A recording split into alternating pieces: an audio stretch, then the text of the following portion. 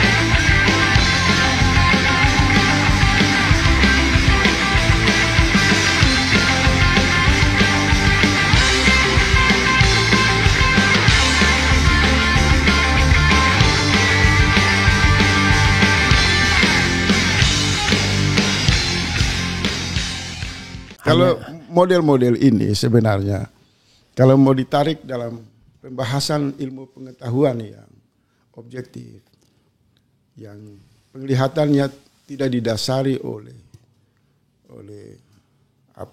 bias kepentingan apapun, maka kita bisa sampai pada satu kesimpulan yang sering saya bilang itu. Ini praktek kebun binatang, ini premanisme, cara-cara tata kelola kekuasaan yang sangat minim secara etika, sangat kering secara spiritual, dan tidak punya basic dialektika ilmu pengetahuan untuk menguji apakah perilaku ini mewakili enggak gambaran pemimpin di jalur peradaban kan. Ini selokan, gorong-gorong yang sering disindir oleh rakyat itu, dinasti Meong kan. Melawan dinasti Jokowi. Rezim gorong-gorong berubah menjadi selokan kan.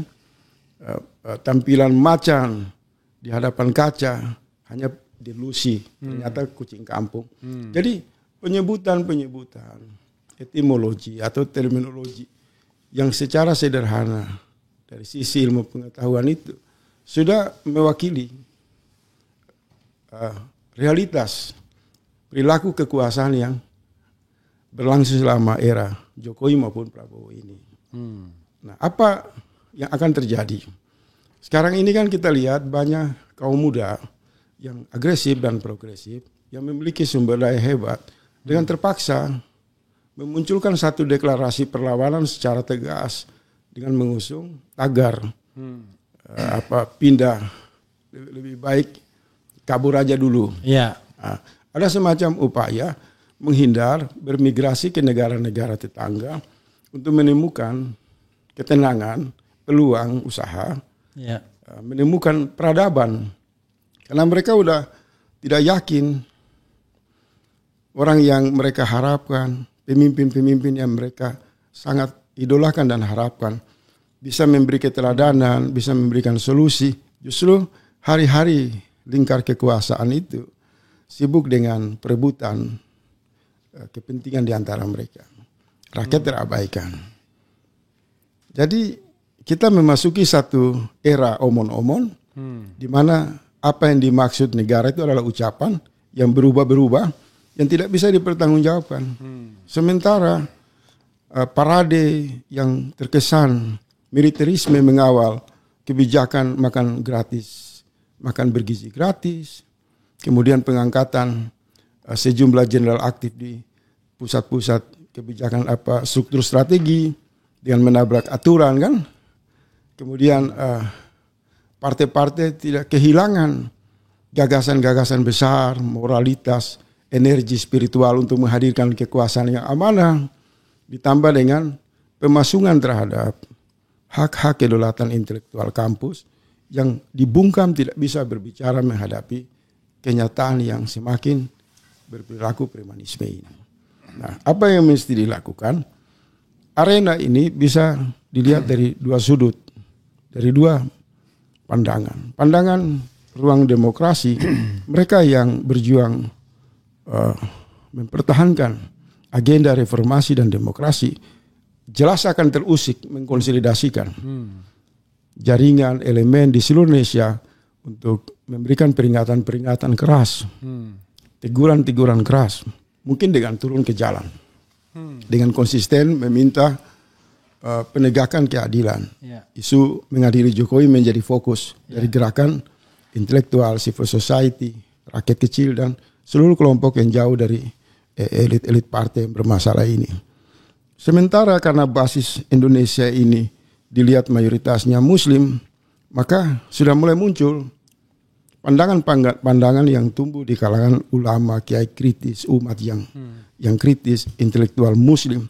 Mereka sudah menemukan gambaran transfer kekuasaan Fir'aun berubah kepada transfer perilaku kekuasaan Namrud. Oke. Podo sama aja. Suara-suara itu sudah mulai dimunculkan sebagai basis kajian untuk meneropong ontologis dari konstruksi kejahatan yang sementara ditransfer oleh Jokowi ke Prabowo. Nah, kenapa contoh Namrud ini tiba-tiba muncul? Dan saya banyak mendapatkan WA perbincangan yang lebih dalam untuk bicara itu. Karena fenomenanya sama. Ciri dari Namrud itu tidak merasa puas dengan apa yang dia miliki. Jadi kalau dia sudah memegang misal handphone, dia pingin seluruh pabrik handphone itu punya dia. Oke. Kalau dia sudah beli pesawat, dia pingin seluruh industri pesawat di Indonesia itu dikendalikan oleh dirinya.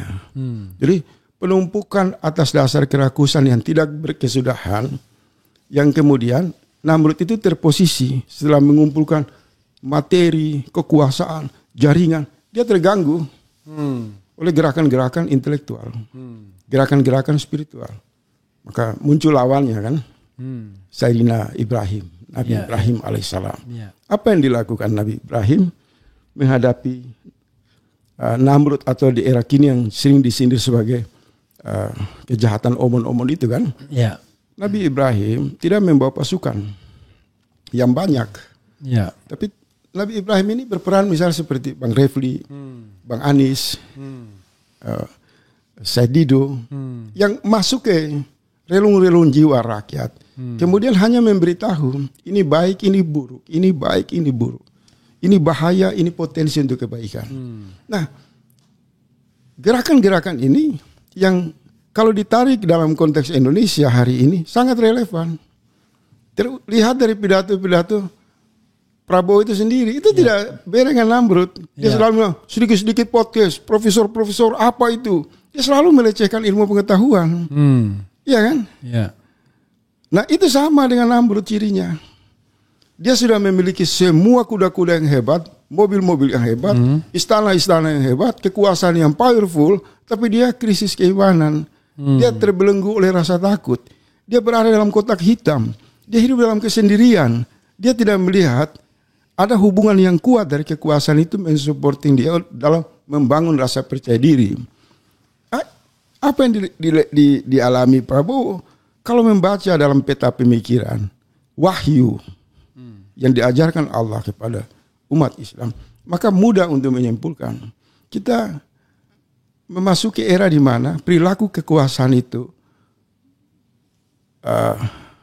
gemar menipu, gemar mengumpulkan kekayaan mau halal atau haram, caplok sana caplok sini, dan gemar membuat jalan-jalan untuk memastikan kekuasaan itu bila perlu sampai mereka mati. Kalaupun jadi mayat bisa duduk di kursi, ya udah lantik jadi mayat aja kan, menembus 2 periode atau 3 periode.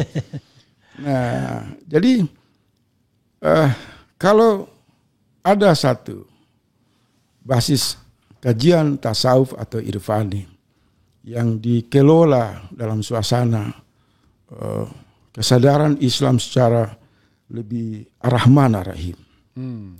Dengan tenang orang-orang muda membasuh tangan mereka, berwudu, menikmati sholat, menjalankan zikir, menghidupkan energi pikiran untuk terhubung dalam cara konstruksi berpikir, wahyu.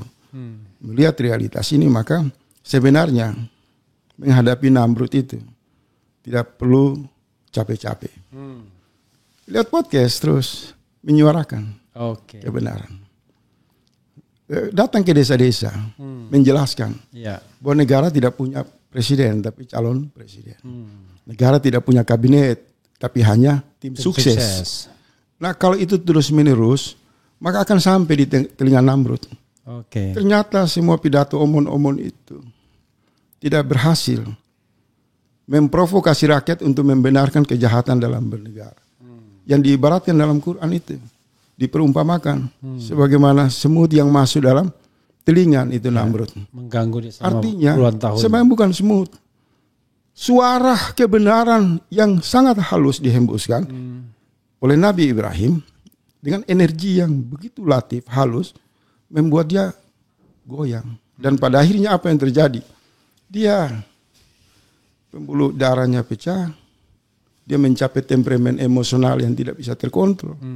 Karena yang saya sebut tadi itu sudah kumpul semua harta, kekuasaan, ternyata dia miskin, moralitas, kehilangan harga diri. Dia ingin membangun nama baik, ternyata langkah-langkah dia memperburuk Yaitu citra sama dia sendiri di ketika depan dia rakyat. sudah dimuliakan sebagai presiden yang dilantik. Dihinakan sebagai capres. Tapi dihinakan sebagai capres dan dihinakan sebagai ketua umum partai. Semua ketua lalu. Gitu. Tapi begini, saya ingin hal yang ini ya belum disinggung. Ketika orang bicara adili Jokowi, tiba-tiba Prabowo secara demonstratif berkali-kali mengatakan dalam pidato, lucu katanya orang yang mau memisahkan saya sama Jokowi. Ya udah kita ketawain aja.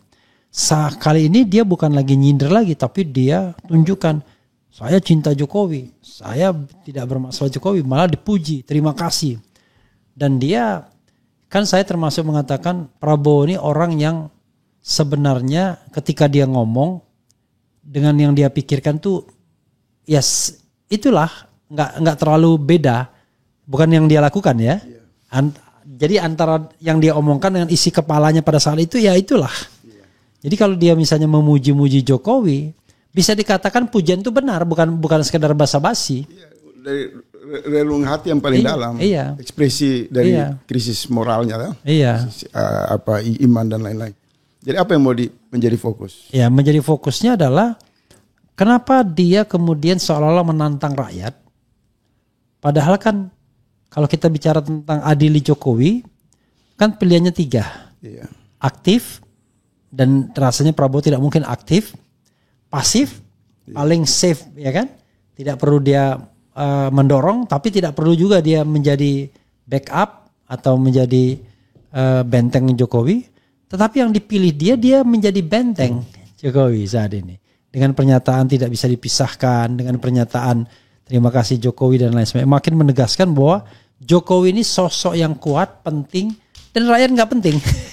Rakyat yang menggugat Jokowi yang banyak itu nggak penting bagi dia, kan sama saja dia mengatakan kamu nggak penting. Ini satu orang ini jauh lebih penting dibandingkan seluruh rakyat hajat hidup seluruh rakyat, kan begitu. Dia ingin mengatakan begitu akhirnya, dan dalam konteks terpilih sebagai presiden, ya it happen, terjadi seperti itu kan. Dia cukup pegang satu orang, dia menang. Jadi jangan-jangan keyakinan itu sudah berurat berakar, dengan kita nggak punya harapan lagi, jangan-jangan. Ya itu yang tadi saya bilang, kalau saya agak keluar dari kebiasaan umum. Saya belakangan setelah melihat semua literatur dari sudut pandang bagaimana ilmu negara itu dilihat kan. Dari pandangan David Epter misal menawarkan ada krisis negara dilihat dari institusionalisme, behavioralisme, ideologi dan lain-lain lah. Begitu Anthony Giddens, Abang juga membaca banyak literatur. Kemudian itu kita sampai, saya mencoba mau lihat dari sisi langit, petunjuk yang datang dari Quran, mengcapture Prabowo dan kelompoknya. Saya menemukan perilaku ini tidak beda dengan Namrud. Oke. Nah, Namrud itu memang antara kekuasaan di lingkarannya dan dirinya itu memang gila pujian.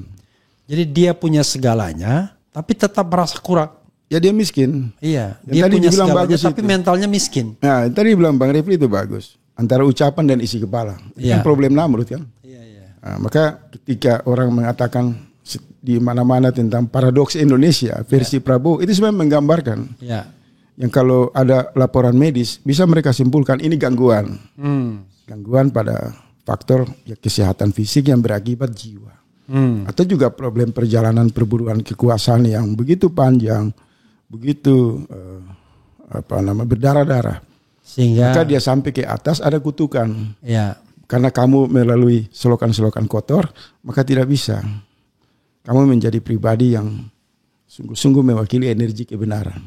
Jadi bagaimanapun alam dan kehendak ilahi tidak akan membiarkan orang-orang jahat itu sehebat apapun bisa menutupi topeng mereka. Nah kan terbuka kan? Terbukalah di pidato HUT, terbukalah di forum internasional, di berbagai arena. Nah rangkaian ini yang awal saya diskusi tadi saya mengatakan diperlukan penglihatan khusus dari sisi medis. Ya, biar objektif. ya. Apa gangguan pada kabel-kabel di dalam pikiran Prabowo itu sendiri. Ya.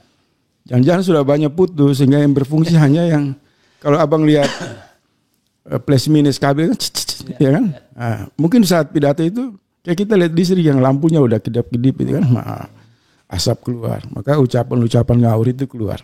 Presiden merendahkan diri, turun dalam derajat ketua umum dan calon presiden. Itu satu kegilaan. Satu aib di mata dunia internasional. Karena orang akan mengatakan ini orang bodoh. Kamu itu kepala negara dengan seluruh fasilitas yang kamu miliki. Tidak ada orang yang berani menghadapi kamu.